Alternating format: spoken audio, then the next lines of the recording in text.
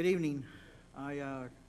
6 o'clock, I call this meeting of the Water Commission to order.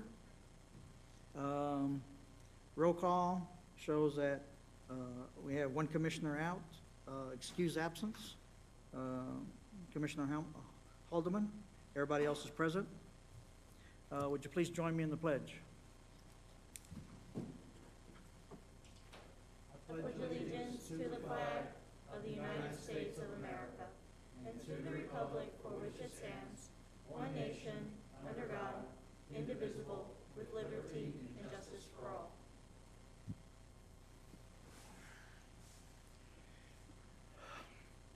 I'm assuming we have no citizens wanting to speak. So, okay, so moving on to item on the agenda number 5, business items. First one is approval of the minutes for October 27th, 2020. Does anybody have any corrections to the minutes provided in your packet? Nobody on this side? On my left? Nope. Can I get a motion to approve? Motion to approve the minutes as written. Can I get a second? Thank you. Second. I have a motion and a second to approve the minutes as written. All in favor? Aye. Opposed? Motion passes. Okay. 5B, discussion, reports, and updates. Number 1 is Water Manager's monthly activity report. Mr. Parsons, would you cover that, please? Thank you. Am I on? Okay. So this last month, the month of October, you can see again where we switched from Trinity Edwards, Trinity, they zigzag. We have on this report 55.87 acre feet left in the Edwards. To be honest with you, I looked at it today. We have 30 acre feet left, and we're looking at that to be dwindled down to the end of December, which we'll have just a little bit left at the end of the year. So if we were to have to use Edwards, it would give us 8 days worth about right now with what we're using. And if we stay on track with what we're doing, it would be about 20 days with what we're doing. So our water loss is still looking pretty good. We're at 8.7% water loss for this last month. As you'll be able to tell, in the winter months, it'll probably go up because of the numbers. I've stated that before. Meter replacements, in October, we had 5 meters that were replaced because they stopped reading altogether. And we replaced those with our new meters, the new Camstrup meters, which are going in. With that, the Whisper Oaks project is ongoing. We do have some progress. We should be getting an update with the as-built, hopefully this next week or 2, and then hopefully we can get this project laid to rest here quickly. And the other items in the projects I will be speaking about here in the next agenda items. As far as COVID goes, our team is doing really well. We are happy to hear and see that there are vaccines coming out and things are going well. And then to top all this off, I want to introduce you to our newest utility foreman. It's Chris Kreff. You can clap for him if you want. He was offered the position and he accepted this last week. So we do have a position open for a utility operator. So if you have any friends that have a license, tell them to call me. And with that, I'll answer any questions you have, Chair. Okay, thank you, Mr. Parsons. Any questions for Mr. Parsons? My left? No questions? Thank you. So we move on to 5B2, AMI system. So there's 2 parts of that. First, Mr. Parsons will give us an update on the AMI project, and then so we'll have an update on the rollout plan also.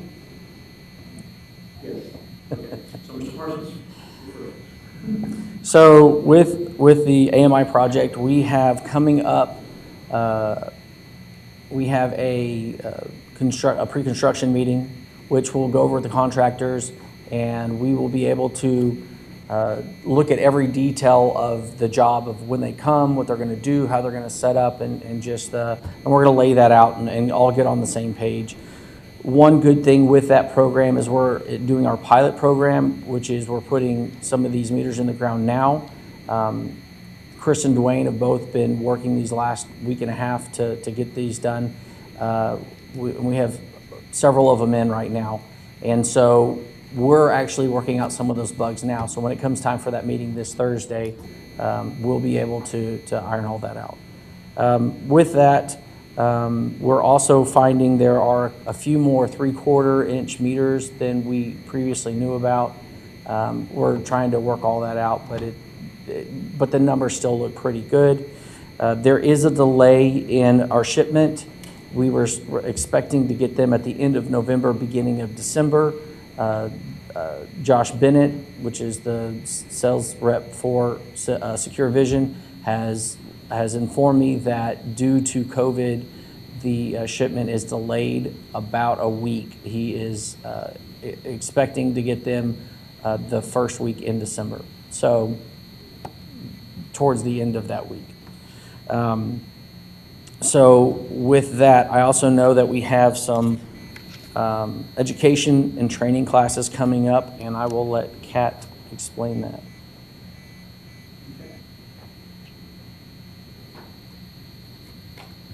So we have 2 educational classes coming up. One is this Monday that I know some of you have already signed up for, which they do. That is going to be at 6 p.m. It is also an event that we will be live streaming. We will have Josh Bennett as well as Mr. Brown there to do some educational process for just for the meters as well as the customer portal. The first class is this Monday, the 23rd, and then our second class will be December 10th, which is a Thursday.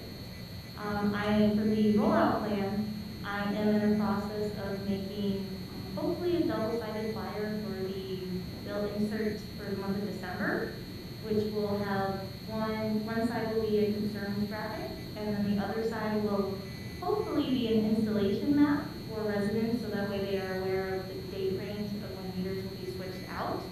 Hopefully I will have more information for that after the pre-construction meeting this week. So that is all I have.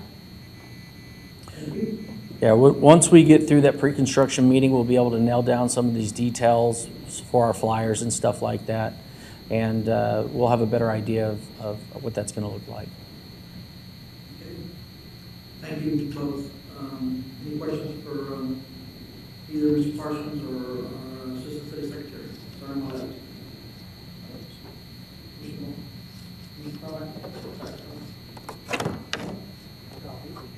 No questions. So I want to say that I needed my meter installed today, so thank you for that. So I'm excited to going forward. Next item, 5B3, FM 2252 wastewater project. Parsons. So to let you guys know what's going on with the wastewater project, we have a pre-construction meeting coming up the same day, Thursday, this coming Thursday in the morning at 9 a.m. And we'll be going over the wastewater construction, and hopefully next month I'll have more information for you. But we're just, right now we're looking at getting easements that we still need, and then we'll start that construction process. Okay. Any questions on wastewater project? I know you don't have details till pre-construction is done, but where are you right now for the estimated start of the first part of construction? Where do you anticipate that will be? I'll have more information Thursday when we go over that. We're expecting to do it at the beginning of the year, but those are details we still need to hammer out. Okay, to my left, Dr. Carmichael, any questions? That's the next one. Next topic. Yeah. Commissioner Wu, no questions. Okay. Thank you for that. So the next one is 5B4, FM 22 textile project. Now this is that little small map of the project. This is looking at the water water line conflicts. So I know it's hard to see, but let Mr. Parsons try to explain. So, thank you. So the FM 2252 project is a widening of the road, and we have conflicts with our water line, and most of them is due to stormwater drainage that they're going to be putting in, or some that are existing, all those things. Some of them are just the road itself of where they're putting different things in. As you can see in red are the conflict areas of what we're looking at and trying to mitigate. This, we have just, with Tri-Hydro and myself, we've gone to TxDOT and we have offered them solutions for these conflicts, with the conflicts, and they have taken them in consideration, and they will let us know what their answers are, or what if we have to do anything. It seemed pretty promising in order to get them to go, and we're hoping to get that firmed up later this month. Okay. Any questions for Mr. Parsons on water line conflicts? Starting on the left. Can you elaborate a little bit on some of the conflicts?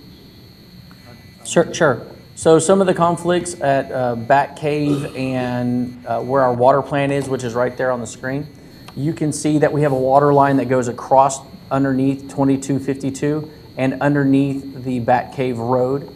And right now they are encased, but the problem is when they widen it, it'll go outside of that casing, and we don't want to put the road on that water line. So what we are proposing to do is to extend that casing instead of not removing, but drilling another hole and putting another water line. We're asking to put a split casing in, weld it together, and put it on the water line. It'll save the city a lot of money to do those types of things. So that's for Bat Cave and 2252, right there where the water plant is. If you go further down to the right, you will see, keep going, at Hickory Bend, yeah, you're gonna have to go down to the next, there you go, and then go to the left. At Hickory Bend, all the way to the left. Right there. Yeah, right there. So you'll be able to see that there's some, right there where Hickory Bend is, we're proposing to do an open street cut right there and put a casing in there as well. And then where the loon is, further down to your bottom right, you will also see that the water line goes into the red and then comes back out, but then there's the loon.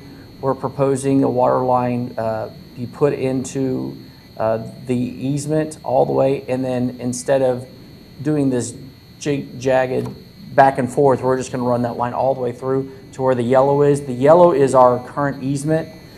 Just to the left between the yellow and the green right there, there is a storm drain easement that we're also going to be able to utilize and be able to go straight through there.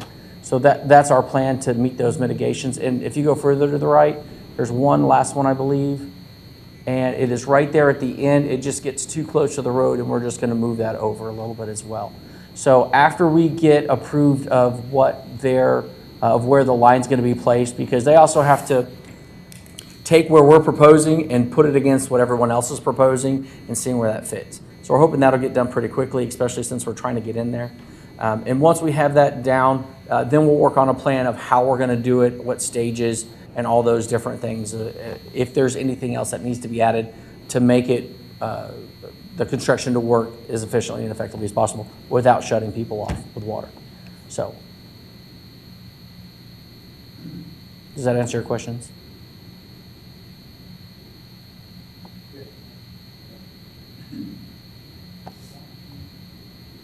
Yes, he said. Okay. Off mic.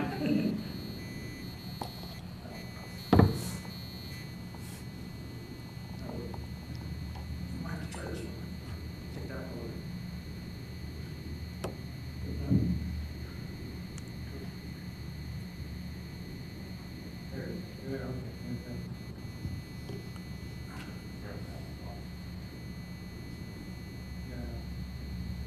Oh, okay, yes, thank you. Okay. Commissioner Woolard, any questions? So you said that there's a cost for the city. Can you help me with that? Does the city have to pay all the costs associated with TxDOT widening the road? How does that work? So if we have an easement, if we have a water line in TxDOT's easement, then we have to pay for that to be moved. If we have an easement that we own and TxDOT is encroaching in that, then they have to pay for that line to be moved. Have we come up on? Seems like the plans have been drawn. They know where they want to widen the road. What's the net? You know what I'm saying? Who comes out on top on that? Can y'all share that or not? You know, like, do we have more in their easement or do they have more in our easement? I believe we're in their easement a lot more than they're in ours. Do we know what kind of financial burden that's gonna put on the water department of the city yet? There are some ideas. We don't have any firm numbers as of yet. Okay.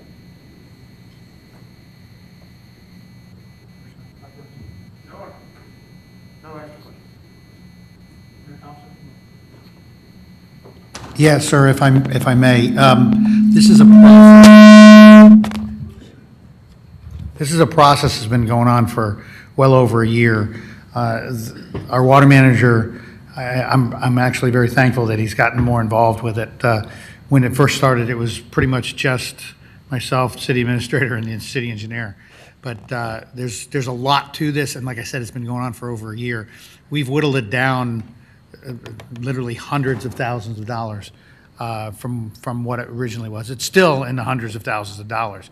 The unfortunate part about this, and frankly, it kind of surprised me because, you know, we got all excited a couple years ago. Okay, they're going to improve and widen 2252, et cetera, et cetera, et cetera. Put in some lights. You're going to do all kinds of great things. And oh, by the way, you're going to have to move a bunch of your stuff, and it's going to cost you $1 million.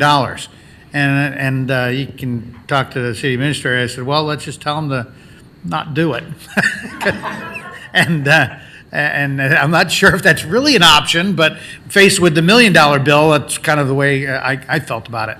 But through a lot of exploration, and I'll explain that in a second, exploration, negotiation, we've cut that less than half at this point and hope to do more. And there's also an issue of who does the work. Sometimes if you have them do the work and pay them, then they can't complain about the work, but it also costs us more. And when I say exploration, when our water manager was just describing to you some of the lines, it's interesting. Some of the lines were put in so long ago. We don't have really good records. Nobody apparently has good records on some of it, and so we don't know necessarily exactly where they are or if they're sleeved. And if they're sleeved, they can be under a road. If they're not sleeved, they have to be sleeved or they can't be under the road. And that's why he was talking about extending sleeves and that kind of thing. And so you have to pothole this. You have to go out there and dig and find these lines, find out how deep they are to make sure that they qualify for, they're deep enough away from the surface, the road surfaces and that kind of thing. So it's really involved. And I'm telling you this because a lot of people have spent a lot of time, including both of these guys, on being out there literally digging and looking for the stuff and tearing through. You know, one day I went in a room and they got plans everywhere and they're just digging through files trying to find where a line was. And so they're the beneficiaries of people 10, 20 or more years ago not keeping as good a records as we all wish they would have. So this discussion that you just got from the water manager is the literal tip of the iceberg. And so your questions are very good and insightful. And I'd encourage you, if you want to know more, to ask him offline, and he'll show you, and we can show you all the maps and show you where all, because there's lots of conflicts. And it's not just us. It's cable, it's electric, it's, you know, it's all these other folks as well. And then he kind of alluded to that as well. But yeah, very, very involved. This is kind of a quiet, huge issue and project that the city's been dealing with. So, hope that helps. Thank you, sir. And that's probably one of the reasons why the start of this project has been delayed, hasn't it? Just the start of the expansion? Or? Actually, yes. You know, it was supposed to be in progress right now, in process right now, and I think their eyes were bigger than their stomach on this, and all of a sudden they discovered that there were a lot of conflicts and there was a lot of pushback because originally they'd just go, they wave their wand and go, okay, all y'all, you know, electric company and cable company and telephone company and city and county, you all got these issues, fix them. And then everybody went, whoa, wait a minute. And so this has been a process, like I said, for over a year. And there's no doubt about it that this is a big reason why this project has been delayed. Thank you, sir.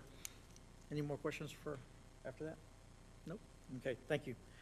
Moving on to 5B5, items applicable to the Water Commission discussed at the November City Council meeting.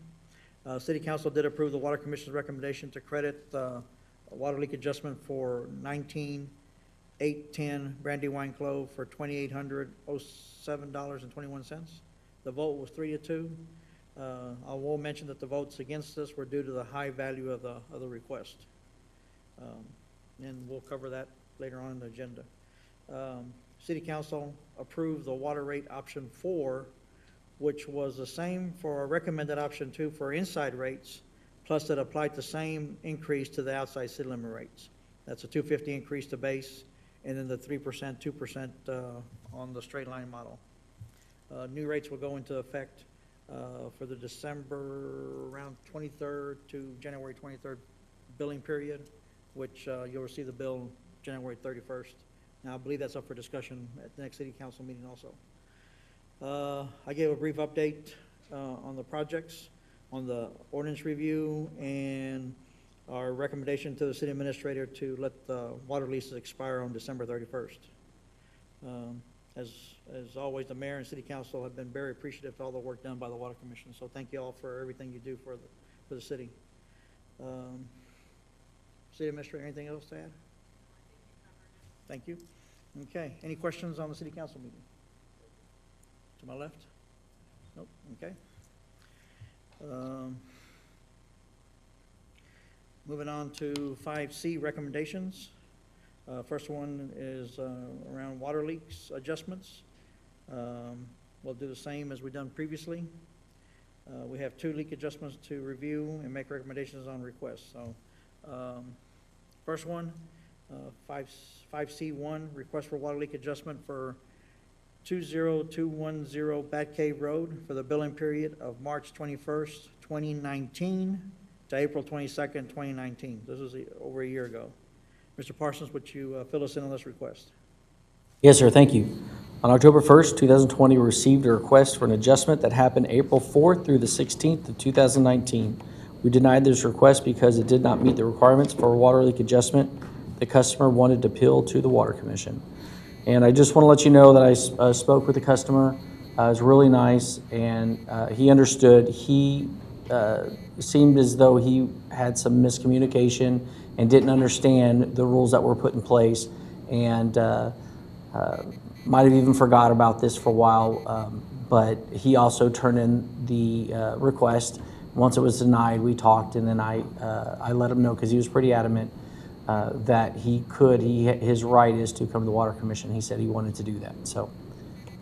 And I can answer any other questions you might have. Okay. Start on my left this time.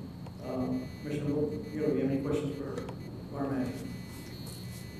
So the main reason you denied this is because it's outside the window? Correct.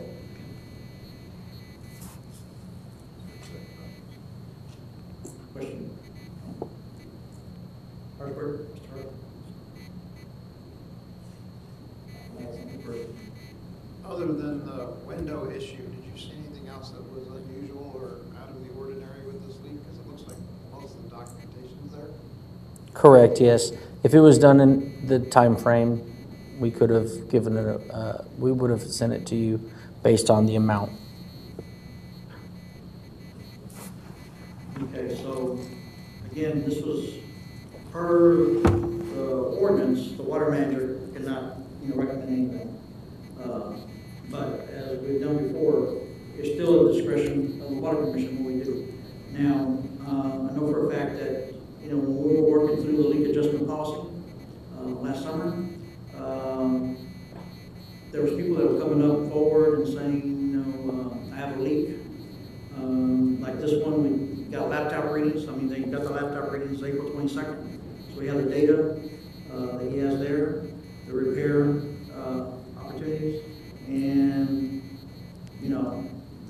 petitioner was told that there was no policy at that time, but there was one forthcoming, so that you could turn in your request later on.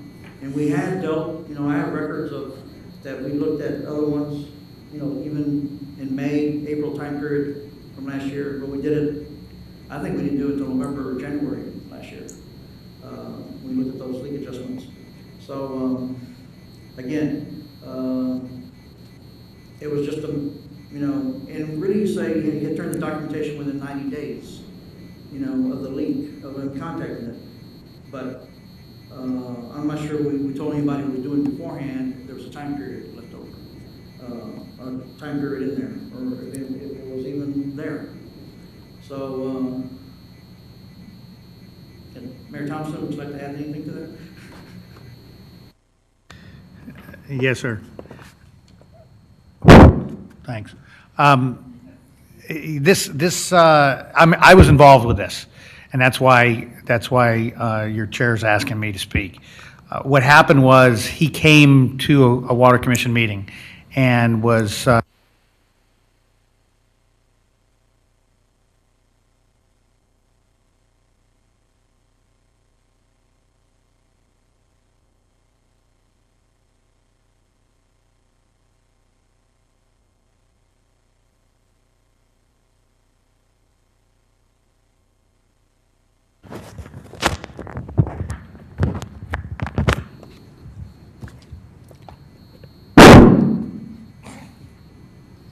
make a deal with you. Just leave it at one volume and I'll take care of all the rest. Okay? Okay. So, what happened was he came to a commission meeting and he wanted to put in for a leak adjustment, and it was overtly stated that it wasn't in place yet. I was obviously there. I pulled him aside and I said, hey, they're on the cusp of having this done. In the next couple of months, it'll be done. I recommend you wait. And once it's done, there will be the ability for a look-back period, and I recommend that you do it then. And he said, so there's no statute of limitations. Now, this is the part that gets fuzzy, because he and I have discussed this just in the last week. And he said that he asked me that question, and I said no. And I don't remember it actually that way, but it's certainly possible that that's the way the conversation went. It's been a year. So I walked away from that conversation thinking that I told him that he should wait until the ordinance was passed and then go ahead and do his leak adjustment. He walked away from that conversation apparently thinking that he could do it at any time because there was no statute of limitations. When we talked, he said, well, there's nothing in there that said that I had to do it right away. And I said, well, you know, kind of most people, if they think the city owes them money, isn't going to wait over a year. And he admitted that it kind of slipped his mind. But I'll tell you that he's been very gracious about this, and in fact, told me, well, I'll just pull it. And I said, well, I don't think you should pull it. I think, you know, the answer is no unless you ask a question. So he's been, you know, he's been pretty responsible about it as far as he put in the request. We have all the information. The fact that he waited that long is what's up for debate. I don't have a decision in this, but I just wanted you to know that I did actually have apparently an influence on this by telling him that he could wait. So, does that answer your question, sir? Thank you for that. So, now that you know the whole story, now this goes back to the, you know, so the calculation that Mr. Parsons provided, the bottom number is correct. So the credit would be $585.63. This was all using the old rates, $23 base, and you know, the $240 per tier 1. So I'll leave it up to y'all. Any questions now? If you look at his record, the water consumption, that month was the only one that really stood out. Everything else except one, there was a month with 17,000, that month with 94, and everything else has been under 5,000. So, I mean, he did have a leak and it was repaired. It was, I guess it was due to failure of the pressure regulator valve, I believe. I remember seeing the notes, so.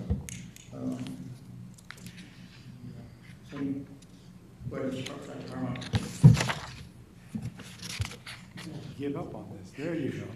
I think he said his backflow preventer was, because he didn't have a back pressure valve, and the backflow preventer had there was a surge, and it blew it out, and that's where the leak came from. Then he had a backflow preventer installed as part of the information he sent on the repairs to the system. So he spent quite a bit repairing it.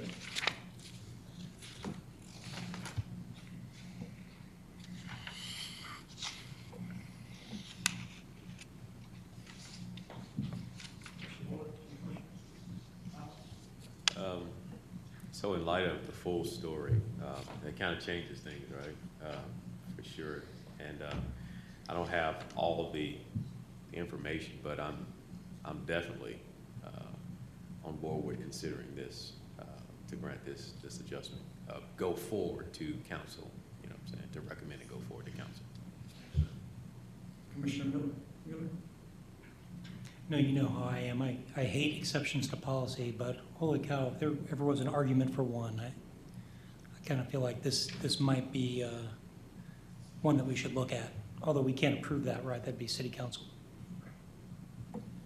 I think it's much important that we really go through the policy correction a while and cover those comments. So, I think if we, I'm sorry, Yeah, go ahead. if we vote to move this forward, that there needs to be some caveats with it, because it's a slippery slope if we don't include some caveats in there. I think when we get the AMI system, this will go away soon in the near future, but for now, otherwise let people come out of the woodwork. So I don't have the copy of the ordinance in front of me, so I apologize for being inadequately prepared. But, that's the abbreviated version. Yeah. But basically it says, paraphrasing, so correct me if I'm wrong, you know, you have to, within 30 days of issuing your bill, let us know that you intend to file adjustment, and then you have 90 days to turn in the paperwork, all of which appears to have been done. What was not done was the actual final thing to say, give me the adjustment. Right. And thanks to our very forethoughtful city attorney, there's actually a statement in there that says you have 180 days total, which in my counting, we're right there, we're within 6 months, so I'm not even sure there's an exception here. I mean, all the paperwork is in, it just didn't get processed, right? Is that a fair statement, Mr. Parsons? Because it looks to me like all that data's here. No, sir, we didn't get the paperwork till October 1st of this year. Which paperwork? Because you have readings, which means. The leak adjustment request. The leak adjustment request with all the documentation. Okay, right, but we must have known something was coming because we went and we gathered, anyway, it doesn't make any difference. The ordinance, if I remember correctly, does give us up to 180 days without requiring variance. So I'm inclined, my only concern was the dollar amount given the result of the last council, but after hearing additional information from the mayor, I'm in favor of it as well. I don't really see it as being, I don't think it's going to open that slope just because there was information present. It wasn't like we just started the process 180 days later. If that makes sense. Mr. Parsons, do you have any other laptop readings or anything else done in that same, back in 2019 before the orders were approved? Yeah, we anytime a customer wants a laptop reading, we get laptop readings. Not only that, but we were getting laptop readings if we saw abnormal water use, and we did that for lots of customers and let them know that they had something going on. So it wasn't just this customer that we have laptop readings for, but that's why we have this laptop reading. So this gentleman did call, said he had a problem because you went to a laptop reading, so we know that. So, okay, so it's up to y'all how you want to handle this. It's over the $500 limit, recommend city administrator, so if you do make a recommendation, it has to go to city council. So, I need a motion one way or the other. So in light of all the information, I recommend, or I motion that this leak adjustment move forward to city council for approval. Do I have a second? I have a motion to approve, to recommend to city council a credit of $585.63. Do we have to include a variance request in that, or you're No. saying we're right at the 6 months? No, I mean, if you send this, yeah. Ms. Kane? I don't think that you need to state anything about a variance or any kind of variance request, do we need, because this actually, I don't feel is a variance. I mean, if it goes as is to city council, then there'll be questions as there were here, is my only concern. And to alleviate those, is to be upfront with little information, something in effect stating that the homeowner began the operation prior to the ordinance. I don't know what wording would be appropriate. I normally prepare a brief summary, a one-page summary, that I get to put in, goes in the city council packet beforehand, and I'll explain all the details in advance. So they'll have it in their packet before the meeting. And I'll just briefly cover it, and, you know, the mayor can add any comments, someone can, but I will put all, I usually put all the notes from this meeting into a more detailed, you know, to explain everything beforehand, to minimize the time, we spend in city council. So, I will do that. Okay, so again, I have a motion to recommend to city council a credit of $585.63. Do I have a second? I'll second it. Thank you. Okay, I have a motion and a second. Any further discussion? All in favor? I want to bring up one more point. I do want to make sure that we highlight to city council that this was originally requested at a water commission meeting. You're going to bring all that stuff up, right? Yes. I didn't have that in my original notes, but I'll have that. Okay. I will listen to this video afterwards when I write my notes. Okay, I'll do that. Okay, back to vote. All in favor? Aye. Opposed? Motion carries. Okay, the next, number 2, water leak adjustment for 9416 Vaxlimia Drive for the billing period of June 22nd, 2020 to July 23rd, 2020. Mr. Parsons. Thank you. Thank you. We received a water leak adjustment request on October 26, 2020 for a customer leak that occurred between June and July timeframe. The customer requested some information from front staff, but since we were not informed that there was intent to file for a water leak adjustment, a laptop was not requested for staff to get. Under Ordinance 54, we denied the request for an adjustment for failure to inform us that he would be, that he was going to turn one in. The customer has appealed our decision. So I also want to add into this that the leak that was repaired was on the same day that the leak started, or that the billing cycle started. And so, you know, just to calculate the amount of water that had to have leaked is an estimation of about 30,000 gallons in a 24-hour period of time, 24 to 12 hour. It's not certain when the leak started or when we read the meter when it started, but it had to have been a pretty good leak. So I wanted to let you know that I talked to the customer, and he stated that he did not remember or know how or what happened at that time period and why that much water leaked as well. Okay. I'll start on my side.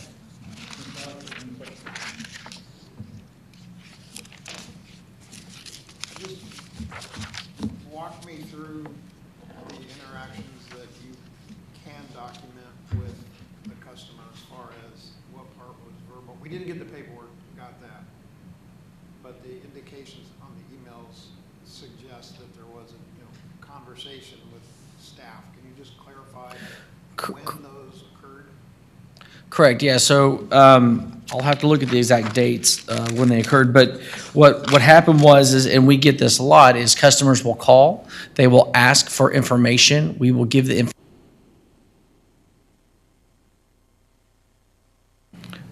information they ask for, but they don't always, it doesn't always end in or result in a request for anything.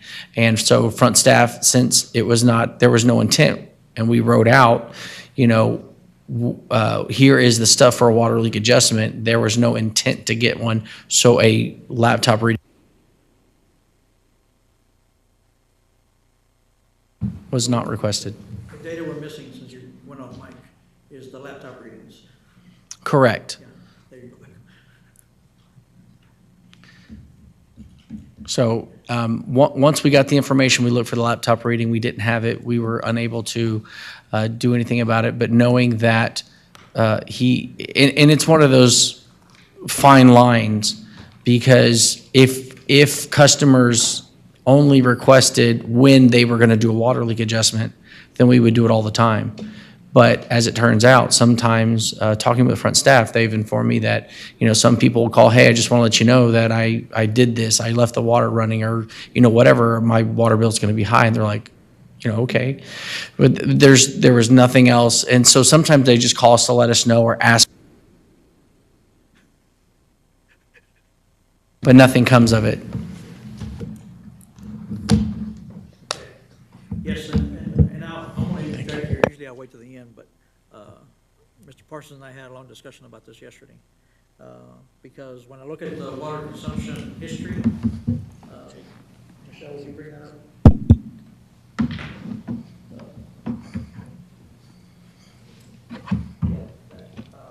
Yes, that. So you look at that, he had, prior to February the 20th, everything was below 5,000 gallons. And then it creeped up 16, 9, 16, and 20,000 gallons. Now the meter was read on June 22nd when they got the 20,000 gallon, water consumption. But, he was claiming credit, he was requesting credit for the 57,000 gallons, the week after, the month after.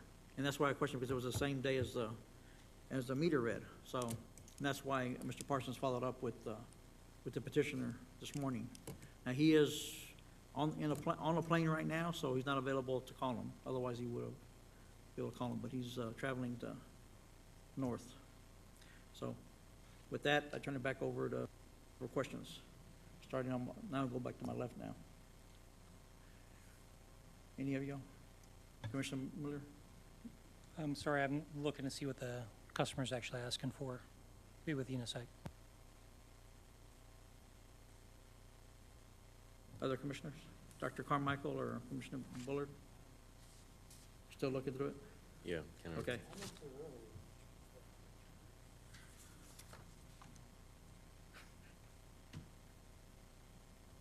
Gently. So this was on the customer side of the meter, right? Yes. It's in their irrigation system apparently. And I think 2 days after the leak was repaired, when they left town for 3 months roughly, so.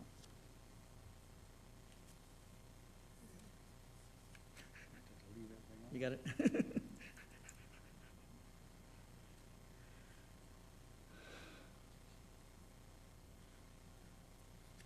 Give y'all a few more minutes to. What is he exactly asking for, dollar amount?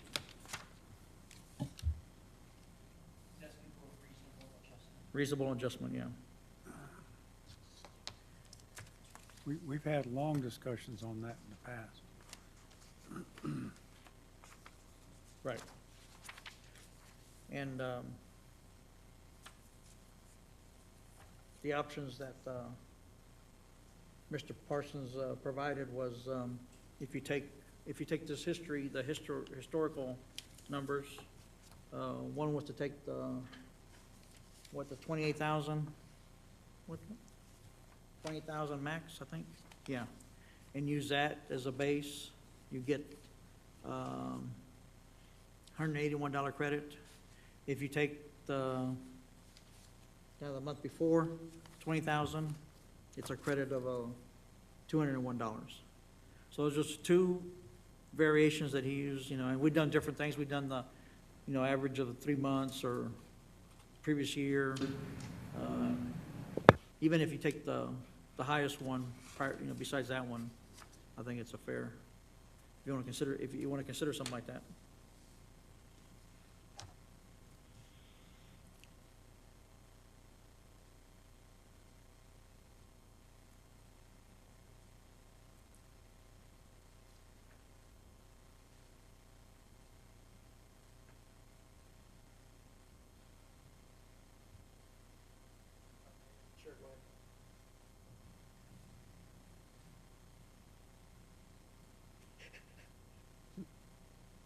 Maybe during the holidays, you can work on the mic. You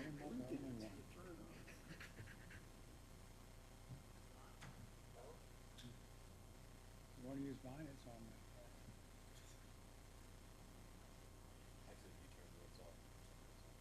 You think so? There we go. All right, this one's working right now, so we'll try this.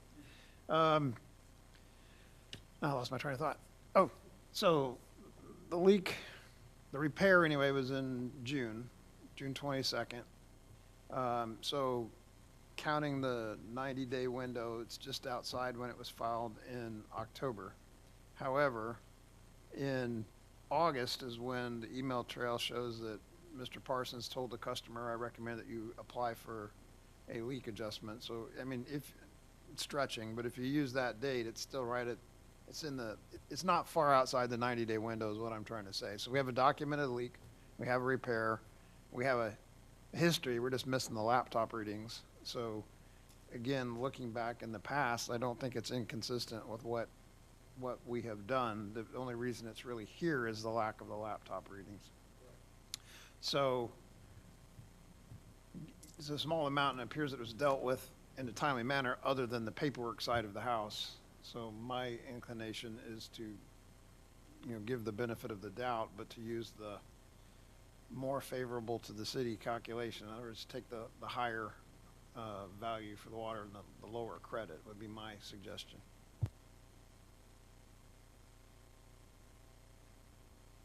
Any other comments from my left?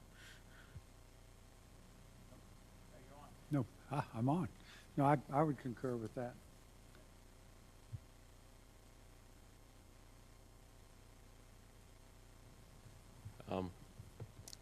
Commissioner Harshberger is always so reasonable.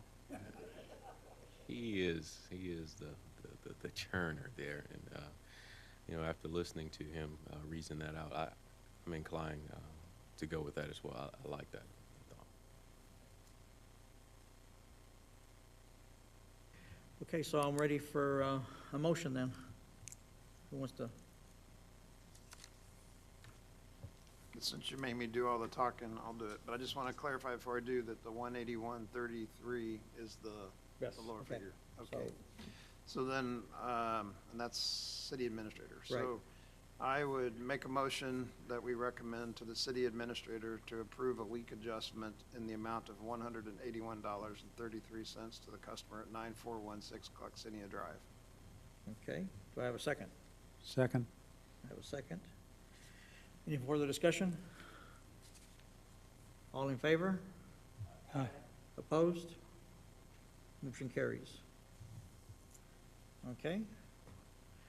Now, moving on to city ordinance, 5C3, which is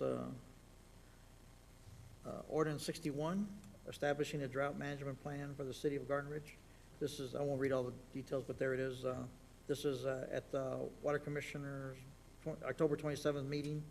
The commission reviewed the comments submitted by the city staff and city attorney.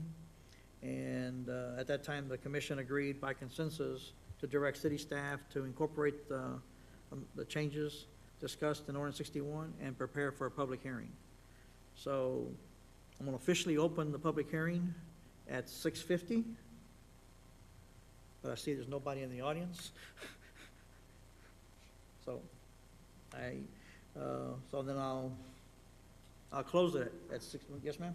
You have a comment? I just wanted to say that myself and the city secretary did not receive any written comments for the public Okay. hearing. Thank you. I'm sorry for not asking. Okay, we received no written comments either. Okay, so I'm gonna close the public hearing at 6:50 also. So now it's time for discussion and make recommendations to the 61. So I'll open it back to discussion, see if there's anything, y'all had a chance to look at the clean copy. I had Michelle also send you the edited copy, the Word document with all the changes, so you could compare it. So at this point, I'll start on my left. Commissioner Mueller, any comments, discussion, any final thoughts here? I did have one comment. As we look through here in section 4, paragraph C, See, okay, for the public issuance, I was just wondering, as we read this, for the declaration of the critical use stage there, it talks about the CTY system, the website, and city newspaper. I was wondering, are all of those notification methods still accurate? Okay. I see, yes. I forgot to ask that question before, and I just double checking my work. Thank you. Okay. Commissioner Bullard, any question? No comments. Dr. Carmichael? No? It's up to you now. I just want to thank the subcommittee for all the time and effort. I went through it in detail after the city administrator or city staff's edits, and I think it looks wonderful. Okay, thank you all. I did have one comment, and that's right there. She have it perfect. So it's section 4B1. Now, kind of, this is what the question that the city attorney had on the and/or, Edwards Aquifer or the discretion of the mayor. But then I looked at A, because I want to see if this was actually necessary. Paragraph A is actually what's the declaration. Paragraph B is the trigger points. So I guess they can stand separately. They're not, so I guess I want to ask the mayor. Mayor Thompson, is there any concern with the way they're written now? These two sections? No? Okay. Okay, so now I'm okay with it is then. Anything? No, we interpreted that as two different Yeah. situations. When I first read it, and I looked it over again afterwards, and then this morning I was looking at it again, I was like, oh, this is trigger points. This doesn't say you go into, so that finally clarified myself, and I was okay with it. So I still have my notes in here, though, to ask about it. Okay, so now I need a motion to recommend to City Council to approve the revised ordinance 61. There was no changes, so we'll leave it like it is. Anybody want to, subcommittee want to make the motion? Make a motion that we accept ordinance 61 as reviewed. Okay. Do I have a second? I have a motion and a second to recommend to City Council the revised ordinance 61, because you have to have a public hearing also, right? So, any further discussion? All in favor? Aye. Opposed? Motion carries 4-1, 4-0. Okay, very good. Moving on real good. We're making record time today. Make it home for dinner. Okay, now, item 5C4, discuss and make recommendation on the cost of water for the city of Garden Ridge and leak adjustment policy. Now, there's two parts for this agenda item. Let's first start on the cost of water question. And this actually came after, at the end of city council meeting last week, or at the, for the November meeting, requested to put on the December city council meeting agenda to consider an increase to the cost of water value that we used in the leak adjustment process. And so based on that, it was added to the water commission so we can have a discussion here tonight and be able to make a recommendation to city council. So I have some notes here I'm gonna go through first. When the leak adjustment policy was written, the water commission recommended to use tier 1 rates as the cost of water. I don't recall, how we got to this value, how it was determined. But before we discuss, ways of calculating that value or just pull a number out of the air, I thought first, let's talk about how do we define the cost of water?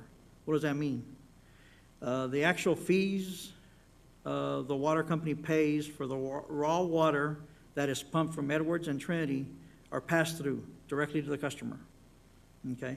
Those are fees you see on your bill as EAA fee, which is $3.03, and the CTG, which is Comel Trinity groundwater fee, of 60 cents.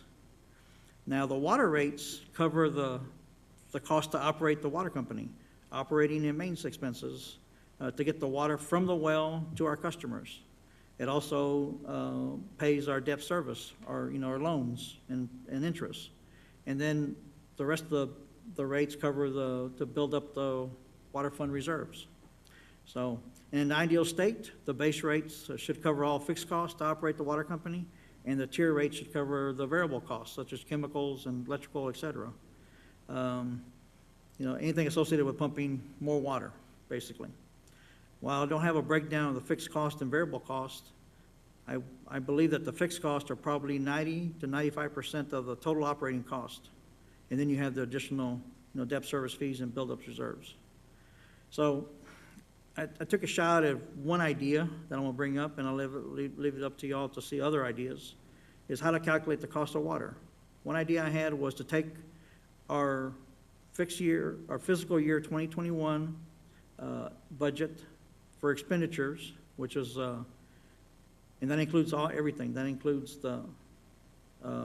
it covers the operating expenses and the debt service, not necessarily raising the reserve.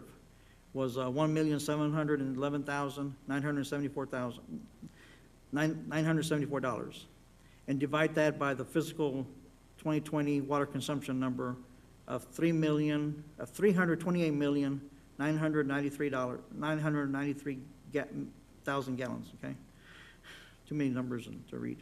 But anyway, bottom line is when you divide that up, the average cost is $5.20 per 1,000 gallons.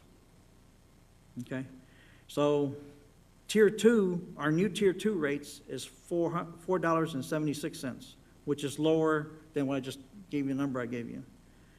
So what does that mean? That means if we consume less than 25,000 gallons a month, you're actually paying a discounted rate for the water. It's above, the tier 3 and above, the idea is to conserve water, but they're paying the rest of the fees. So that if everybody just used up 25,000 gallons or less, we won't meet our fund. We won't pay our bills, basically. I know I contacted Vice Chair Harshberger, and is there anything else you want to add before I'll open up for discussion? I know you had some good thoughts.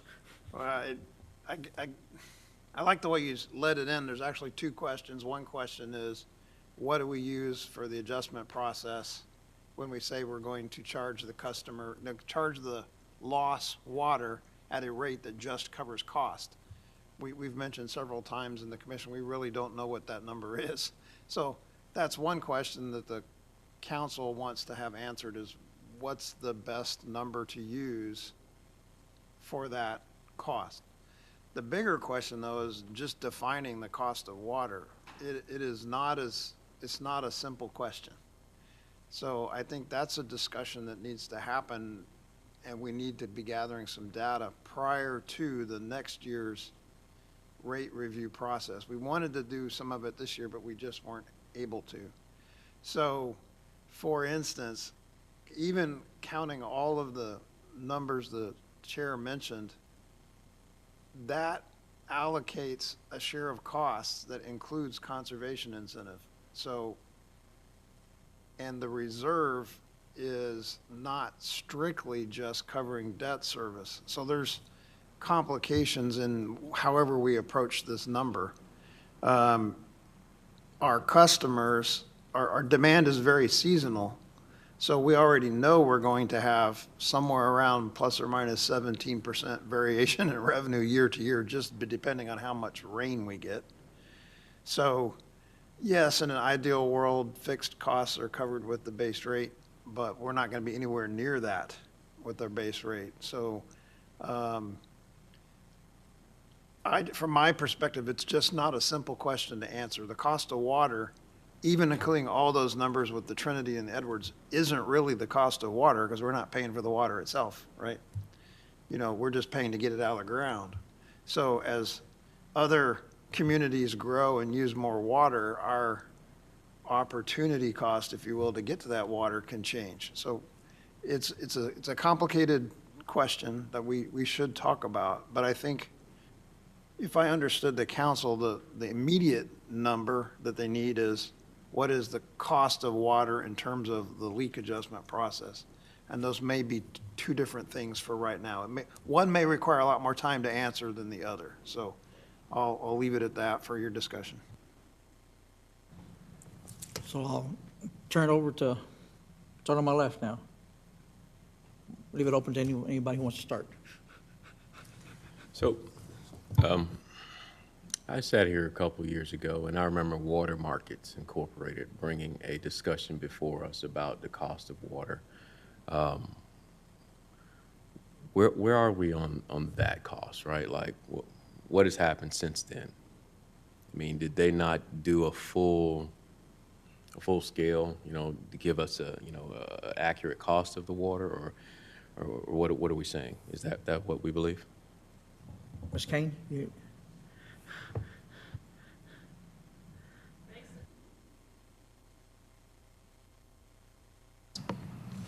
Were proposed water rates. We did not get an actual cost of water in that study. So when they did that study, did they take in operating costs, like current operating costs, kind of like what Chair Valdez just mentioned? You know, he's taking our ops costs and subtracting it by what we They spent this used year. the same Formula. formulas, the same program, that's what the word I was looking for, the same program that Chairman Valdez is using. Okay. So they're both using the same program to calculate the water rate. So has the cost of doing business gone up? Has the cost of business gone up? Yeah, Yes. considerably, it sounds like. so that's why we still have increasing rates, you know. Right. Yeah, it's gone up. One thing that I actually said on a webinar that the University of North Carolina at Chapel Hill provided for using that program. And what they said was, you know, this is a good way, you know, they didn't give us a way to calculate the base rate or tier rates. They vary across the board everywhere. There's very few cities that have anything above 20,000 gallons. Usually stops, it's a flat rate after that. We go up to 95,000 gallons. We have tier rates every 10,000 gallons. So it varies among cities. The base rates vary. Some base, we're the only one base rate that includes 5,000 gallons. In that, everybody else starts charging you at 1,000 gallons extra. Okay? So there's different ways of doing it. There is a manual available through AWWA that I've talked to Mr. Parsons about getting that. It's to help you how to set the price rates, you know, our rates for small companies. So we'll need to look at that, but it takes more time than just what we do at that other spreadsheet. It doesn't really, you know, because that you can play around with it and make any numbers work the way you want. But not really understanding how you do that is a lot deeper. Sure. And every more I look at it, we learn more and more. It's a learning process, so. So is that something that, I don't want to just subcommittee upon subcommittee, but is that something that will take a little bit more time than what we have here to look at? Yeah, so is it worth a subcommittee perhaps? This will be part of, I would think, next year's, water rate group, subcommittee, so continue with that. Because that could be a part, I see as part of the infrastructure as well. I mean, it's cost of doing business. It's a Right. lot involved in that, right? Right. I mean, and we know for a fact that, one reason we have the reserve, we have a minimum of 6 months operating costs plus, the debt service in our minimum for the reserve is because the first 6 months of a fiscal year, we actually are losing money. We're taking money out of the reserve to pay our bills. We don't have the revenue coming in because it's the winter months. The majority of our customers are using the minimum, 5,000 gallons or less. So we're not making any extra money at that time. So it's the last 6 months of the year, of the fiscal year, that is our income. So, we won't be able to pay our bills if we didn't have that reserve. Again, it doesn't, like Vice Chair Hartsberger mentioned, we have what's the cost of the water for going forward, how do we set our rates, but also what rate should we use for the leak adjustment? Right. Should we continue using 1? Should we move it up to 2? Should we come up with another number, or just a flat rate? Yeah. So that's why I did that calculation, just to kind of see what is the average cost, and that number only includes operating expense and the debt service. It doesn't include building the reserve. Right. So, because that building a reserve could vary from year to year. So, that's where the 520 came from. So, I would think we need to make a recommendation to city council going forward, of increasing it. Well, how much is up to y'all. So is the recommendation a formula or is it a number? Because Yeah, the number is going to change right. all the time, But right? if we use a tier rate, then it wouldn't have to, we don't have to update it, we just change the tier that we use. Instead of tier 1, use tier 2? Or do we recalculate the number when we do our water rate recommendation every year? Yeah. Either way. I'm open to either way. Yes, sir. Dr. Carmichael? We can turn, hey, Well, yeah. As I understand it, though, I guess the simple answer to the commission is the calculations you've done so far. I mean, I don't know if we or you can give them anything beyond that until a much more in-depth investigation into the actual cost. And even that might be divided into different subcommittees to look at aspects of how you build that cost into a water rate, because that's a huge task for one group to try to undertake. So I'd suggest breaking that up into at least 2 subgroups to look into how you build that cost and look at different areas. I'm open to that. Yeah, but my suggestion right for now, but that's very interesting. Just your rough analysis, it brings in, makes me think a lot about the water rates and are they sufficient? They're getting a good deal right now.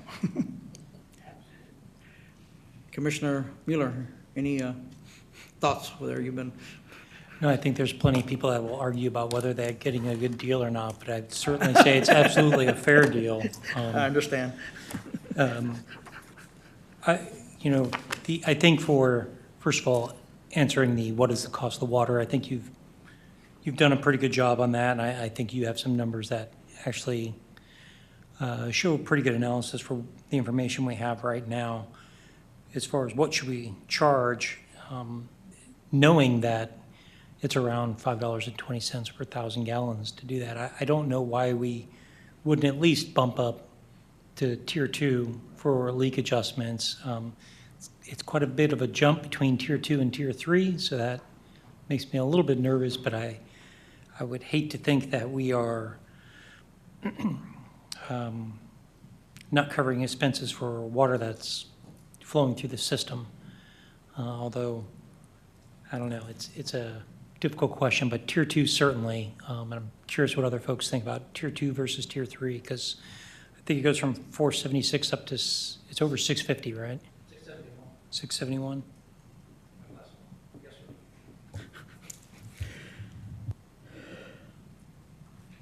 So I'm just sure, where do we, I like the idea of putting it on a tier, but I'm not sure if it's tier 2 or tier 3, is my bottom line on that.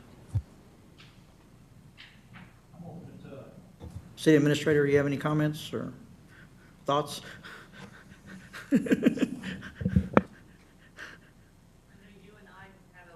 Little bit of a discussion about it is a lot to think about. It's really very complex. I think we need to look at it a little further to see if it can't get more of a little closer to what that actual cost is. Is it closer to the tier 2 or is it closer to the tier 3? And it would be interesting to see, I think it'd be very interesting to see what maybe some of the more recent leak adjustments request, how they would have been, what those numbers would be at tier 2 and then maybe at tier 3 to kind of give a little bit more perspective into what that looks like. I can do that. Mhm. That's just a thought I have. Yeah. Yeah. That maybe might help the commission as it's discussed a little bit further. They can see Yeah. that, how that's weighted. Okay. That's just my thought. Yeah, good. Yeah, I would say, so first of all, put your mind at ease. Really what we have here is 2 years now of data that suggests our average customer is around 17,000 gallons a year. And our cost, when you spread the expenses, you know, what we saw was a peanut butter spread across all categories. That's not the cost of water, that's the average per capita expense for the company. But when you do that, you end up with a number that's still in tier 2, right? Tier 2 is a little below, tier 3 is a little above. So I'm comfortable for leak adjustment processes that tier 2 is a whole heck of a lot closer to the actual costs of that water loss than tier 1, and I think tier 3 is too much. The other thing I want to point out, though, is keep in mind that in our cost structure, we have, like all utilities, we have a peak load problem. We have a very high demand part of the year. Our high demand users should be paying those peak costs, and so it's okay that the low users are a little bit less than the per capita net expenses. I think that's okay, as long as it doesn't get so far out of whack we can't pay our bills. So what I would recommend that we go forward to council with is a 2-part recommendation. One is that tier 2, that we revise, you know, in the course of the next revision, revise the leak adjustment process to set tier 2 as the tier to be used to calculate water costs. I think we can justify that on 2 years worth of data right now. But that we tell council, we will also move forward over the course of this next year to gather the data and information that we need to better quantify what is the actual supply cost of that water. I mean, that's the thing we sell, right? And the truth is, it's a very low cost. Most of our cost is getting it to the customer. So how we argue out what that cost is, that's a long-term project. So I would recommend that we just tell council that that's what we're going to be working on, is to better quantify that number. But to answer their immediate need, I think there is justification to move the leak adjustment tier from 1 to 2, just based on average use from a customer and the per capita expenses. It all falls in that tier 2 band, so I'm comfortable with that. Dr. Carmichael? Yeah, I've got a lot of concerns, but on the leak adjustment. But on the water, we're very fortunate to have a groundwater source. If you look at cities that have to pump and treat surface water through a complicated process to get it to a straight state where it's potable, their costs are far exceed ours. I mean, it's just astronomical.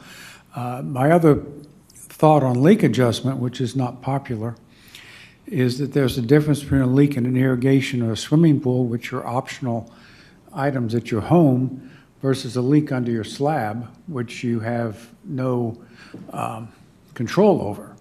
So I would suggest different approaches to both types of leaks, one in the supply system to the house. And I'm not that sympathetic to toilet leaks because I think you can hear those things. And I think you should check them periodically. But anyhow, I'll stop at this point. But, but that's kind of my thoughts. Anybody else over here?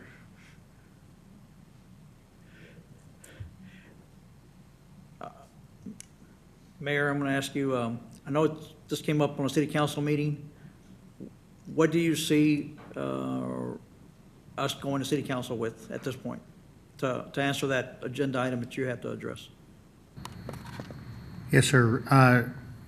The question on city council was pretty specific. Hey, are we charging the right amount on these water leaks? You know, the base rate versus tier, what tier? And so your discussion is.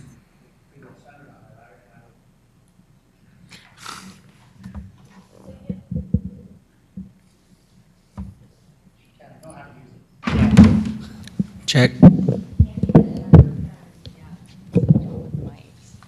it something loose in it? Okay, try it again. It's green. Can you hear me? Turn it on? Okay, great. So you're addressing what council asked, which was, okay, we're giving leak adjustments. To what cost are we using as the base when we're making these adjustments?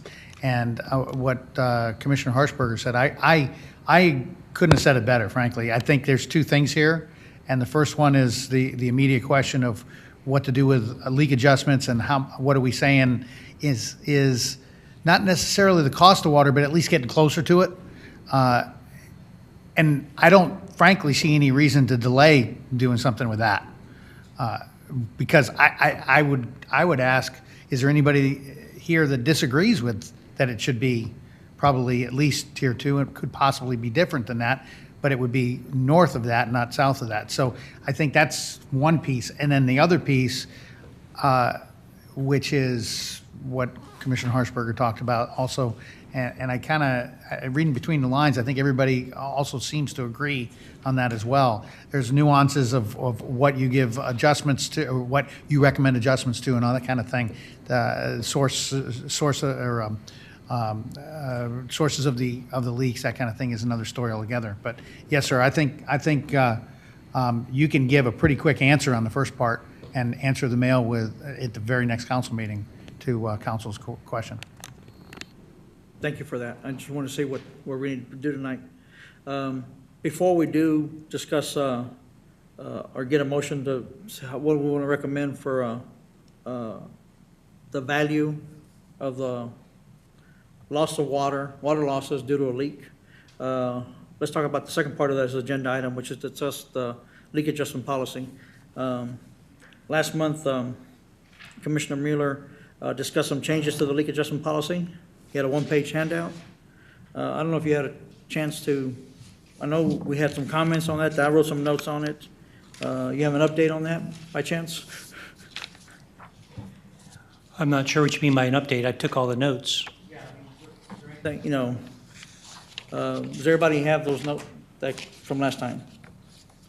Probably didn't bring it from last time. I brought my own from last time. But I know it did address, adding, here's another copy right there. Okay. I have one. Do you have one? He's got it, so. I know you proposed adding some 6 and 7 and 8 to that. Can we just go over those additions and see what other comments? I think they're in line with what Dr. Carmichael was saying about what we should consider and not consider as leaks. So, Yes, sir. If you look down at the bottom, it starts, there's additions added at number 6. And I'll go through my notes real quick on this one. For 6A, leak is repaired, and someone added and repair is documented. B, there is a note about notifying the water department on that also. I think if you look down to G, 7G, I'm sorry, that talks about swimming pool. And I think there's one about irrigation. Oh, yes, 7H. Oh, no. I thought there's one about irrigation in here. Oh, yes, 7C. Addresses misprogramming of a lawn irrigation system. We didn't go so far as Dr. Carmichael talked about not allowing them at all for an irrigation system. I wasn't saying not allow them at all, but that's not a bad idea. There are plenty of cities around here that do anything with pool, irrigation, and appliances are immediately off the table. I say a lot. I think, I don't know, I have all the numbers in my notes. I didn't bring them tonight, unfortunately, but it's a good 30, 40% at least. And some of them go as far as 60% as the survey that I think was done by the University of Texas for different water leak policies that are out there. Appliance failure. Number B, 7B. The intent there is to cover things like washing machines, refrigerators, Okay. those types of Yeah, items. okay. No, toilets is, Oh, toilets are not in that? he's got that somewhere else. Toilets are under E. 7E. E, 7E. What And about does- water softeners?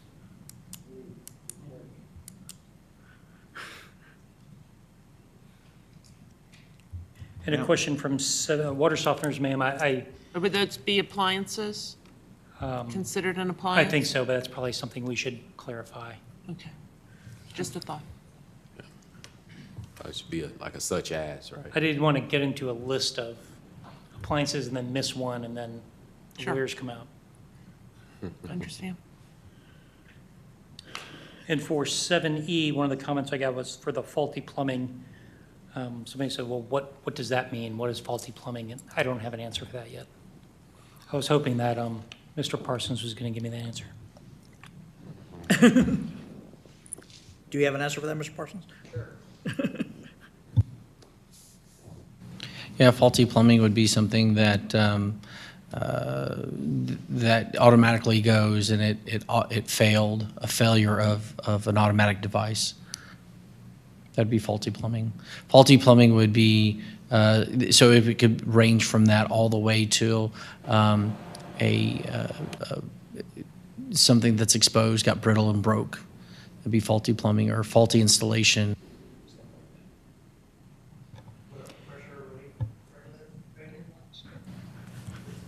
Yeah, so, you know, something that fails because either of age or improper installation or something like that. I mean, it's really how you define it, but, you know, those are all the different things. And Mr. Chairman, I would also like to say that I can't remember who it came from. It might have came from Mr. Parsons, but we did get a whole lot of notes on leak policy and a whole lot of ideas for leak policy. We got those in this week from you, I think. Correct. And we haven't had a time to actually go through all of those yet. But there's a lot of really tough questions that we got from the city administration that we need to I want to think about them a little bit and come back to you with some ideas about some of this. But they had some really good inputs also. Okay, so at this point, this part probably needs to be put on hold for another month at least. That's what I'm hearing. Absolutely, from all the inputs. But I would encourage those of you that are looking at these forms again, if you have more inputs, please, by all means, send those to us. And we're going to we'll consolidate all this, and we will have something for you, definitely, at the next meeting to go through and hopefully maybe a final draft of a leak adjustment policy that we could maybe all agree on, perhaps, maybe. I have one other question, I'm sorry. Go ahead. I apologize. But it came to my attention that, I'm sorry, do you have something? Oh, wait. Came to my attention that cases of vandalism are treated as if you had a loss and you pay for that, since I had an act of vandalism. I would add that to my case against the person who vandalized my property, but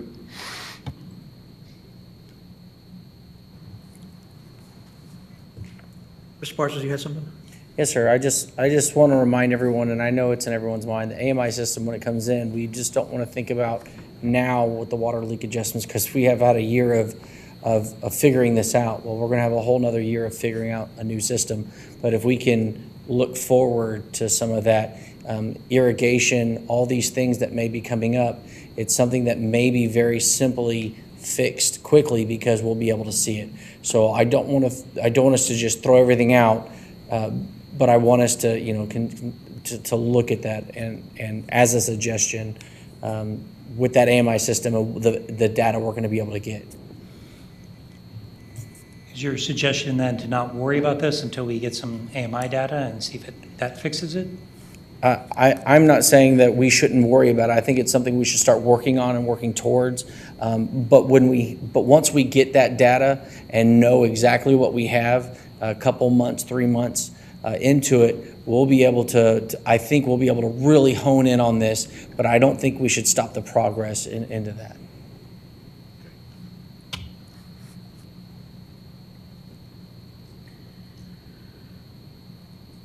Which I also have to add, we're already getting data now.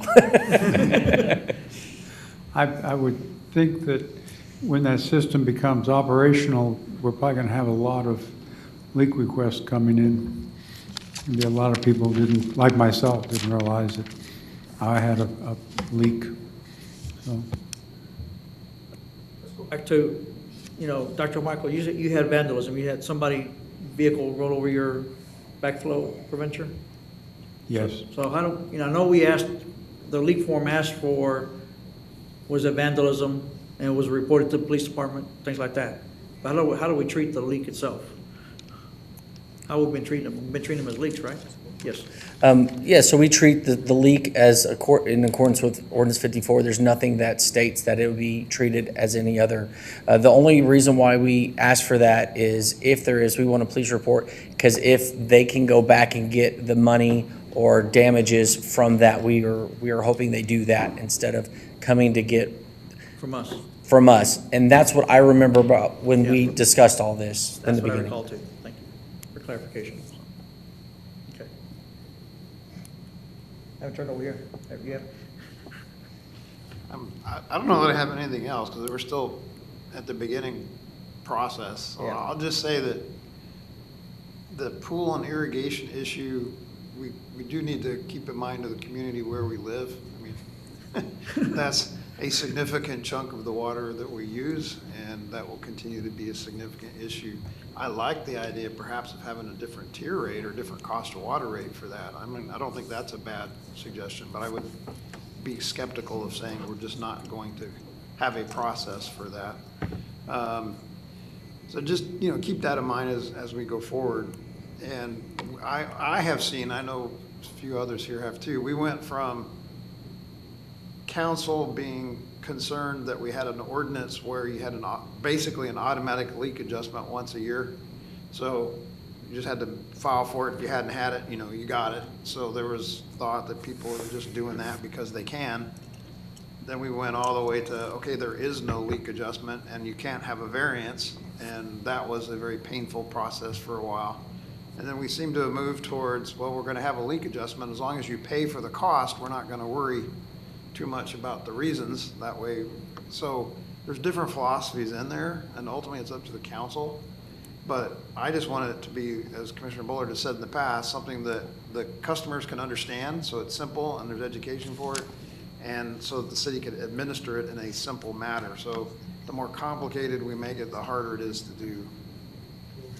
So anyway, I do agree that we need to keep moving forward with it, but be deliberative. I mean, I don't think the process is broken. It's not perfect, but it's not broken, other than Mr. Parsons getting broken doing laptop readings. So hopefully that will get fixed with the new meters. Okay, so what I understand right now is the subcommittee will continue working on the leak adjustment policy. So I still haven't go back to what do we want to have a recommendation for city council to change how we charge or how we calculate the leak adjustment credit. You know, tier 2 versus tier 1, a flat rate, tier 3. Whatever we decide here, I'll still present the other information that I have.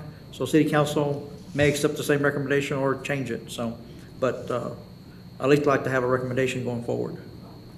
And we can, something we can do, we can do now with the, I know we're changing the ordinance with the leak adjustment, with the rates, so we could sneak that in there. I don't know if we can or not. Well, I think we can definitely put it in as we change the ordinance, but are we making a motion for the city council to consider an interim change to ordinance 54? Because if you look at it, in that section for 16.07C. That's where it's covered, yeah. It talks about the water will be charged at the first tier rate. So we're making a motion to change that. Well, just because I said it came up as a action item for city council to address this coming month. So I'd like Oh, no, to I'm have- in favor of it. Yeah. I'm just trying to figure out if that is what we are looking for. Yes, Okay.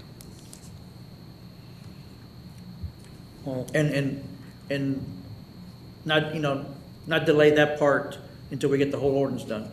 Because there's still work to be done, so I wanna, we Correct. can always just change that one sentence.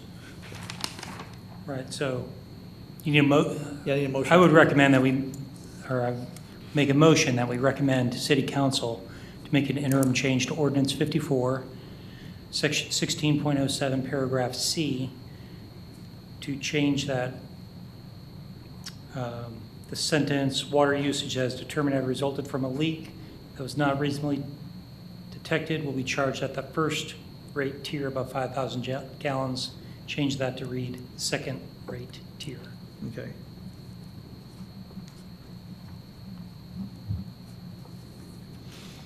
Okay, so I have a motion to revise paragraph 16.07C in ordinance 54 to change the rate that we calculate the leak adjustment to the second tier rate above the base rate.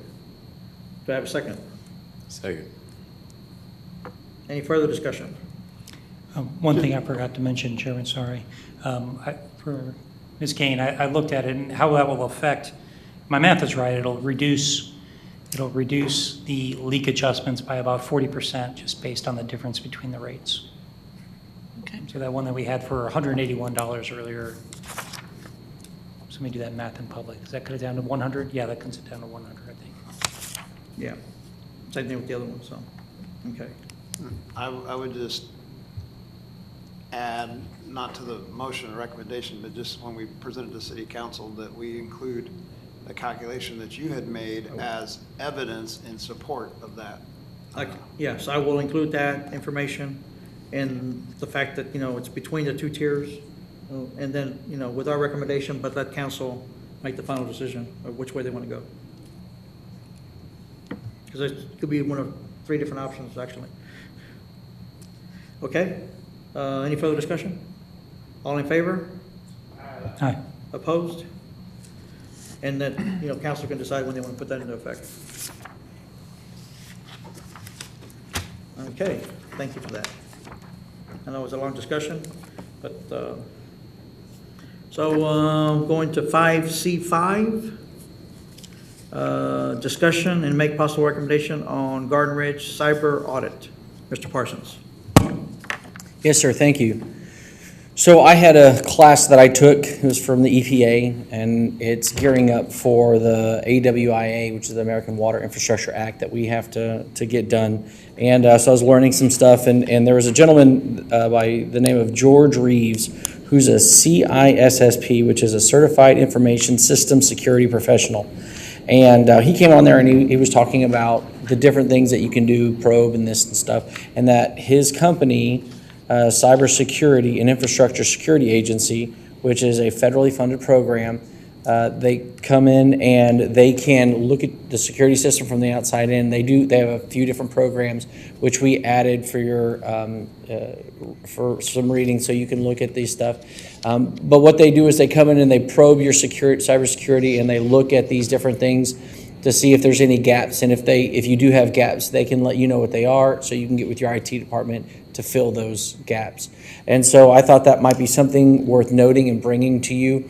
In that, it is something that they also said there are some other things that they offer, but they also offer to the whole entire city. So it may not be something that would just be for the water if needed. I brought that up to Ms. Kane, and she's looking at that aspect of it. But I wanted to let you guys know this is something that we're looking at, and I want to know your thoughts. And also with the American Water Infrastructure Act, it's something that we need to look at and start working on. It's going to be a pretty lengthy process, and that I'll turn it back over to Chair Valdez. Thank you, Mr. Parsons. Thank you, Ms. Parsons. Starting on my left, Dr. Carmichael, any questions? No, I think it's a great program. I've got a son who worked for Price Waterhouse doing this very thing in different industries worldwide.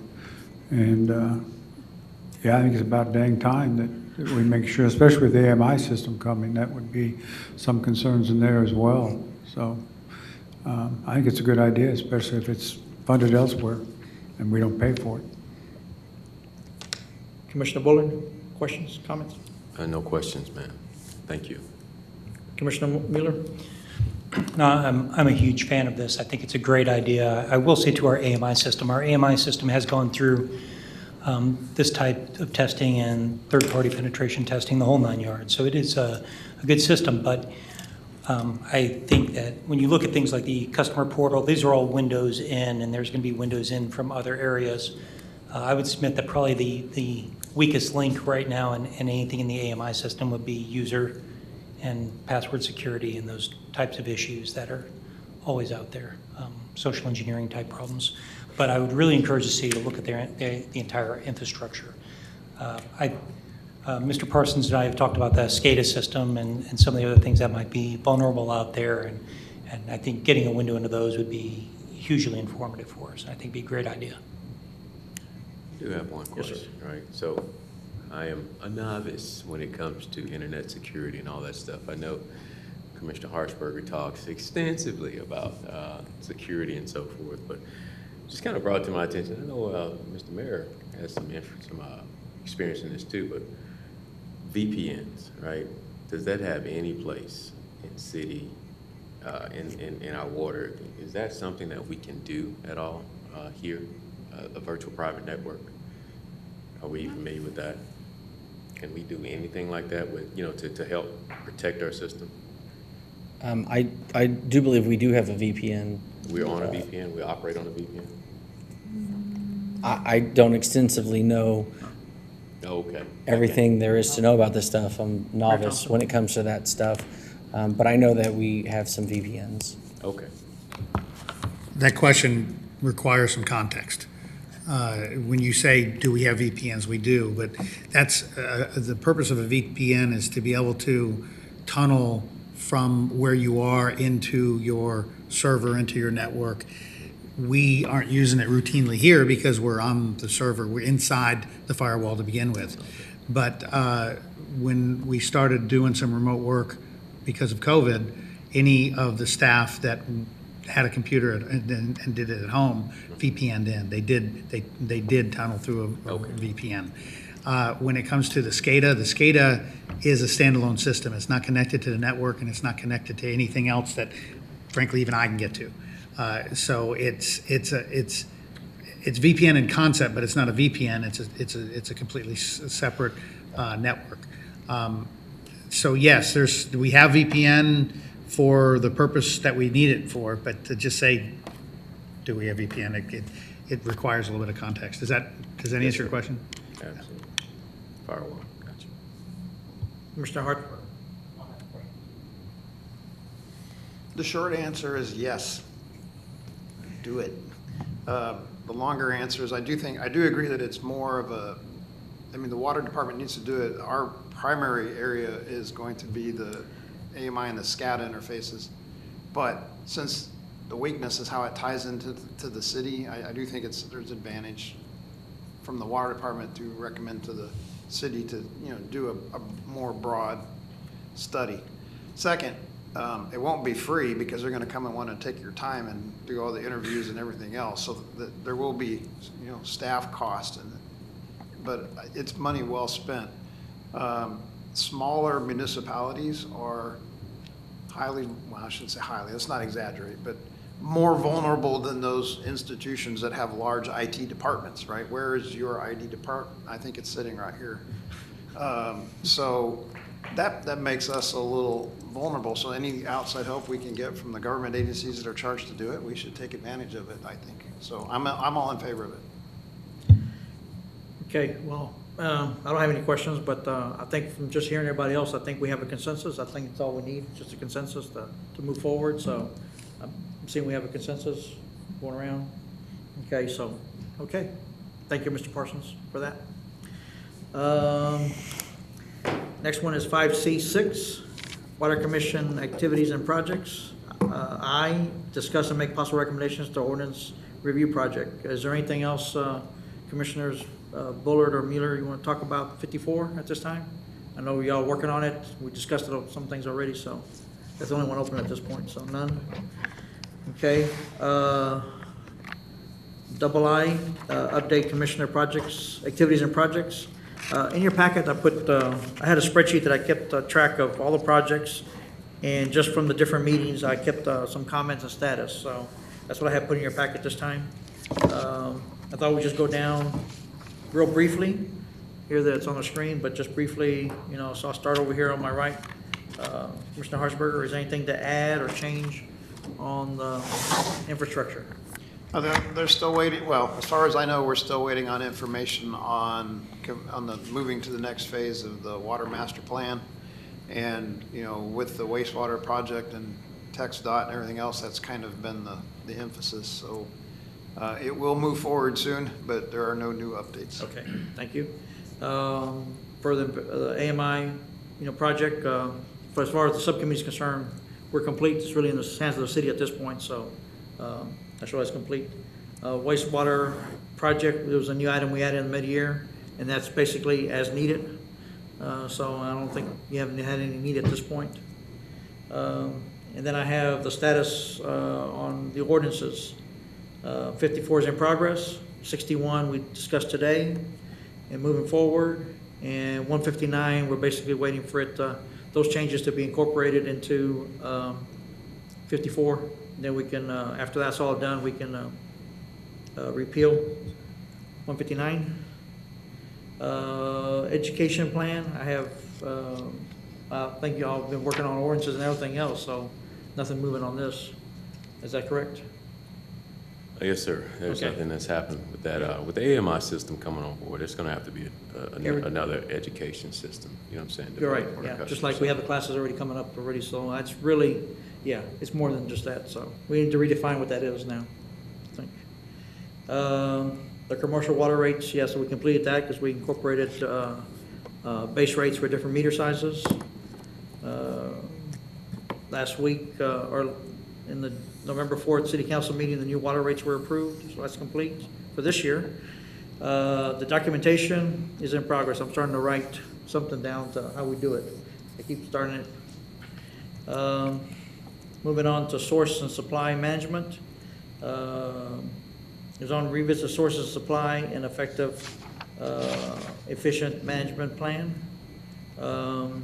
Is there anything, Mr. Parsons, that we need really to work on here? I know you talked about, when we discussed the leases, we're through with the leases, but maybe doing something else with our own water leases that we have. Is there something there that we need to look at, or? Yes, sir, there was something that came up. The Edwards Aquifer has a program out that would allow us to potentially get some money back. And if we ever got into a drought stages that we wouldn't be able to use that water, that we said that we wouldn't. But if not, we would be able to use it and still get about $57 per acre foot back to us per year, where we would be able to have that money. There was also some discussion previously about, if we have that water and looking at our chart of how much water we use and need to use out of the Edwards, is there room to take our water leases and our water that we have with Edwards and lease those out. And if that were the case, how much money would that bring? Is that something worth looking at or not? So those are some discussions that some committee and we've talked about in the past in the administration. And I just wanted to throw that out there if that's something we wanted to keep on there and talk about, or if that's something we didn't want to do either Something way. that the subcommittee Commissioner, Dr. Carmichael and Commissioner Haldeman can actually, after you get the AMI project done, you'll have time, right? To work Yes, with. sir. Okay, so we'll leave that as an open item even next year. Last item, strategic planning section. I know haven't been involved with the budget that much, but I know I'll follow up and use that for the water rates. And then for fusing the analysis, I just plan to give a summary of all this to City Council at the January council meeting, just give an update. We'll take some off of these, and then in January, we'll look at what we got to do next year. You know, what we got to concentrate on. We know we got to complete it, so we need to work on identifying that. I know we discussed some other things today, maybe with the water rates and the cost of water, maybe having somebody else, so we can define those next year. So we'll use the January meeting for that. Any other comments before this one out? Yeah, it kind of ties into the fuse analyses, and it gets back into the sources and demand we talked about earlier when we talked about cost of water. If the subcommittee that's looking at sources and demand could perhaps help with quantifying the demand side, and there's better information on the peak versus non-peak usage, the seasonal variation. I mean, we've been using some numbers on that we kind of pulled out of the data from last year. Last year's water rate study, but we were never really solid on those numbers. So it's not just the supply side. I just would like some help with the demand side as well, if we could get it. Okay, so I want to add demand to that. Well, yeah, Do you well, mean demand's like- on there too. Revisit sources and demand, the first one. Okay, Do you mean looking at the demand and seeing if it's elastic versus inelastic, and if it's yeah. correlation with environmental factors, and is that what you're trying to get at? Sorry, I cut you off. Yeah, I mean, yes, but specifically, ultimately, when we do the water rates, we would like to be able to tie the cost structure to how much of it's peak demand, how much of it's steady state, who's our low volume customer, who's our high volume customer, and how much does it really vary year to year. And I don't know that we have that information immediately. It might be at this point just what information do we need, so that as we set up the budgeting with the AMI system and everything else, we are collecting and recording the type of data we need to get better with that. Because to be honest, right now, we went through a year's worth of bills and said, well, this is a high bill, this is a low bill, and just kind of split it up that way as best we could. So, I mean, that's good to get started, but it'd be nice to really know how that changes. I don't know if I'm making sense, but. No, I think you're making sense to me. You want to do data analysis on it and sort of see what you can correlate it to, but it depends on what data we have. I get it. Yeah, we're pretty limited to what we pull out of our billing system. And everything we pull out is in a PDF form. So one thing that the new AMI system will be able to, I understand, I haven't looked at what we get, but I understand that we'll be able to actually download data into Excel spreadsheets that we can manipulate and maybe hopefully get some of these questions answered. But, Right, I'm looking in 3 to forward 5 years, it'll be great. Yeah, but you now- gotta get those PDFs into data, right? Yeah, so right now, it's gonna be tough to really qualify that, you know. Is there anything, Ms. Cat? No, I know what we have is pretty limited. I think Water Markets had some capabilities to take that PDF file and dump it into an Excel. I don't have that. I don't know if anybody in the city does. We have to pay for that, but what information we can get out. Because Water Markets actually use every single bill as a line item, all that data, and we just got a summary of it, by different categories, 12 categories, because there was just too much data to process otherwise. So, Wait, they only gave us a summary of our data? well, no, that I we gave asked, them and we paid them for? no, I mean, out of the system, if I would ask for all the data, I take all year to process it. So I asked for a summary, so I can get the data we need, so I can actually use it. I understand. Yeah, I can actually put it in one spreadsheet, but I have to manually input it. And I can get more data, I just don't have the capability to analyze it any better than that, so, unfortunately. So, like I said, you know, going forward, I think we'll have that, but it's gonna take some years to get that data and learn how to use it. So, do you have anything else to add? Or are you gonna? Yes, sir. We also have the option or potential to integrate this new AMI system into SCADA somewhat to where we can just pull data off and data points so we can do some analysis as well. That being said, if we're looking for raw water data or data for the well sites of how much we're producing, and we could look at some of that historical data as well. It's just not going to be as granular looking at each individual bill and how much each individual customer has. It would be more of a broad spectrum. Yeah, okay. Thank you, sir. Okay, so moving on to 3I, 5C6 3I, discuss and make possible recommendations for future meetings or direction regarding Water Commission projects and activities. Anything else to add at this point? Any other agenda items? So we'll just leave the standing agenda items on that as we go. Okay, so now we're at item 5C7, ordinance 210. This is the ordinance with the city council, that city council of the city of Gardner Ridge adopted for boards and commission policies and procedures. Discuss and make recommendations related to application of the ordinance if we have anything available. And I believe Commissioner Bullard has, wants the floor at this time. Thank you, Chair Valdez. Mr. Mayor, Ms. Kane, Mr. Parsons, city staff, Sheriff, colleagues, the Water Commission, with mixed emotions and a heavy heart that I submit my resignation at this time from the Water Department. It's been 6 years, excuse me, from the Water Commission. It's been 6 years, you know, and I've tried to serve well and faithfully. One of the things about life, you have to recognize seasons, right? And this was my season to give back. And not that it's over, but the season that I've kind of moved into limits my time, limits my ability to give all that I can to this body.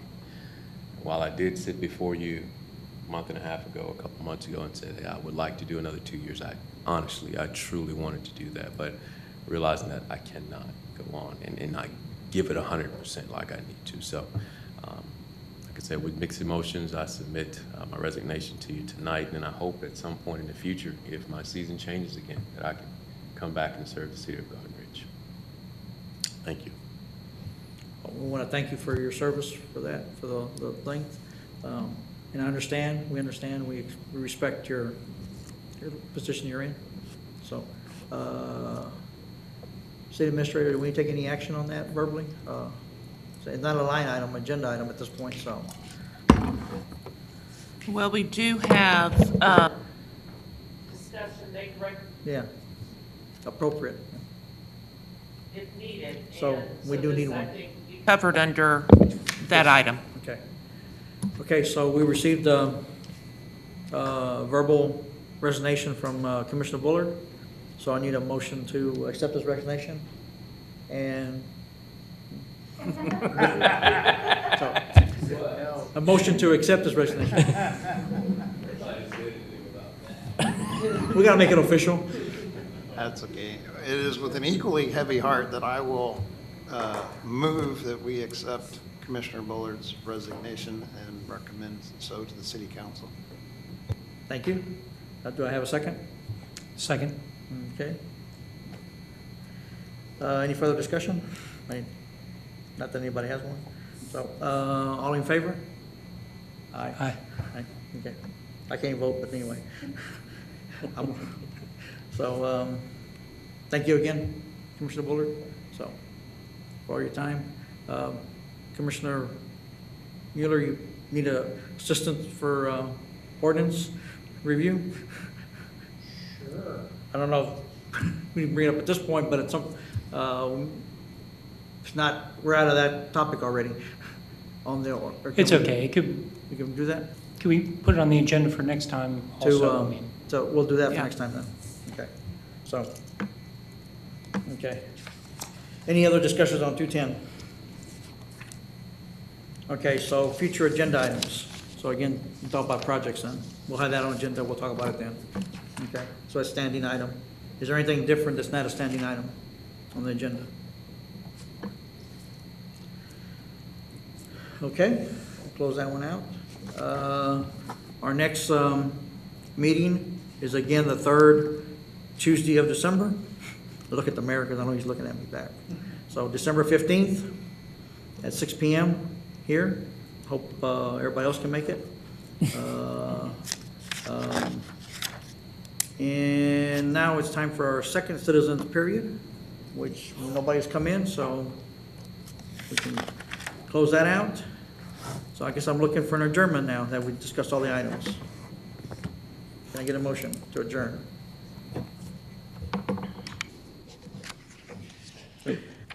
Motion, we adjourn. Maybe the chance, huh? The last thing to do. Second. Okay, I have a motion and a second to adjourn. All in favor? Aye. Hi. Meeting's adjourned at 7:56. A 2-hour shorter meeting than last week.